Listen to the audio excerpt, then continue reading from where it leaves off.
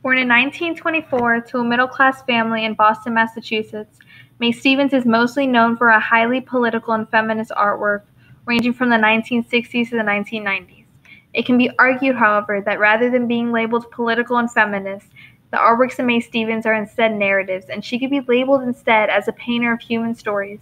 In 1942, Stevens studied post-impressionists at the Massachusetts College of Art, where she was inspired by Vincent van Gogh and Eugene Henry Powell Gauguin to develop a narrative approach to painting. What is so remarkable about May Stevens is that she works in series. Each painting serves a purpose for the overarching theme of the series. It's as if the audience were reading a story, which lends itself into the overall narrative approach to her paintings. I will discuss and analyze the stylistic elements of the evolution of May Stevens' style in artwork over time as the historical context changes and her personal life changes. I begin with the analysis of her political Big Daddy series, which was produced from 1967 to 1976 in response to the Vietnam War, but also inspired by her unapologetically racist father. I then analyze her Extraordinary series, which were produced from 1976 to 1991, which were feminist narratives inspired by the contrast between Stevens' ideal mother, Rosa Luxemburg, who was an intellectual, and her actual mother, Alice Stevens. Next, I analyze her more recent and poignant Sea of Words series after 1991, which rids herself of politics and feminism and shifts itself into solely narratives in the form of landscapes in response and as a coping mechanism to the death of her son, her mother, and her beloved husband.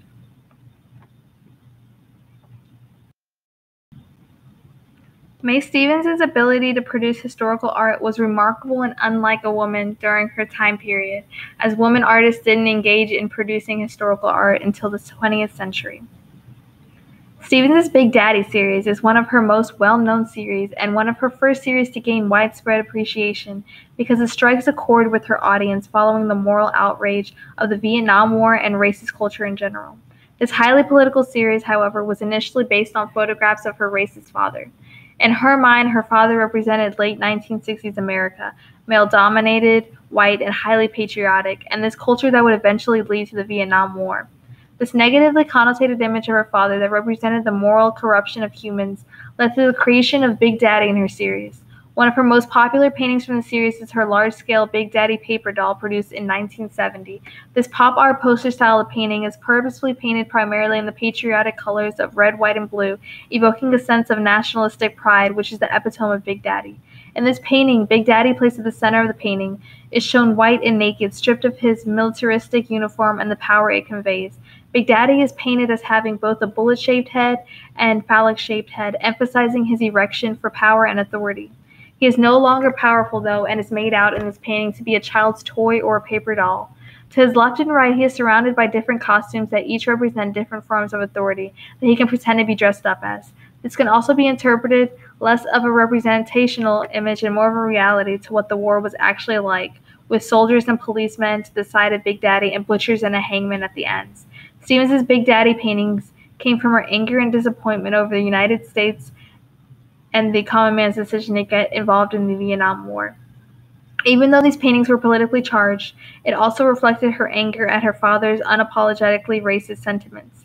All in all, these paintings tell us one thing: no one should strive to be Big Daddy.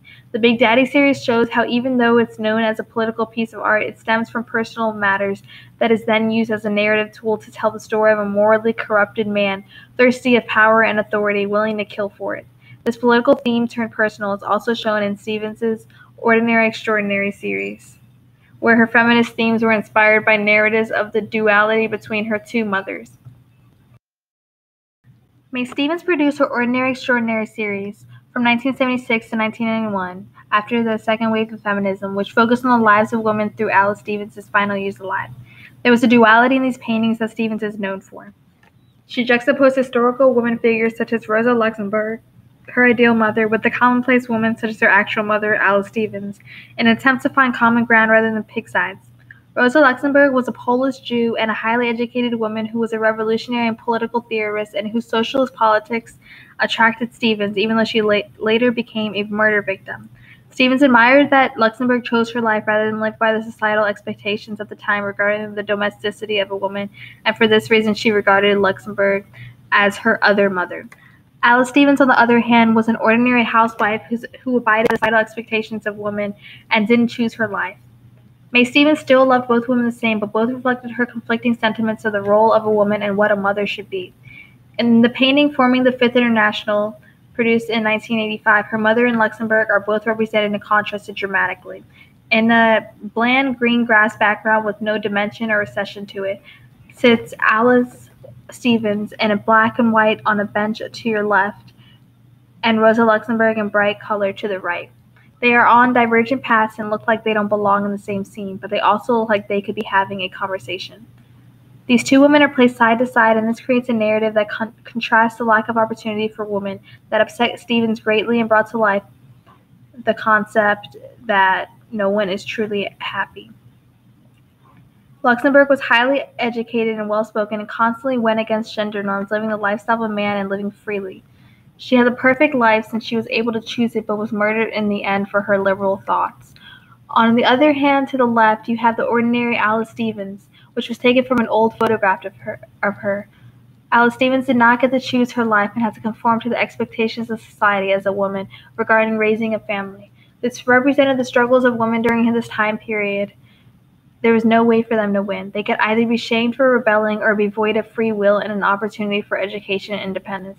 This was especially distressing to May Stevens, who found it conflicting to pick sides in these divergent paths, and the juxtapositions between Luxemburg and Alice Stevens were shown in many more of her paintings in the series, such as Artist Studio, Mysteries in Politics, and Everybody Knows Me.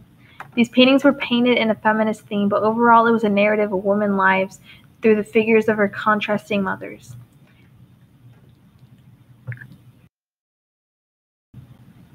The death of her family brought forth a dramatic shift in the style of her artwork. It went from a figurative narrative to primarily landscape narratives. They also became more poignant and emotional, as if she were painting it as a form of coping mechanism. These paintings are shown in her Sea of Words series, produced after 1991. Her son Stephen committed suicide in 1981 by jumping off a bridge. Her mother died in 1986, and more importantly, her husband of 41 years died in 1998 from heart failure. One of her most well-known paintings from the series is entitled Galisteo and was produced in 2001. Galisteo was a creek in New Mexico where Stevens scattered the ashes of her husband after his death.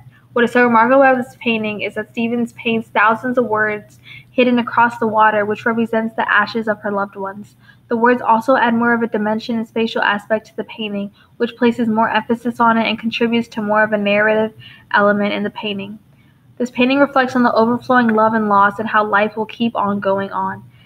These paintings are very different than what Stevens did in the past because it leaves behind the politics and feminism she was well known for and highlights her ability to create a narrative without needing historical context or needing to know the story, which was so popular during her time.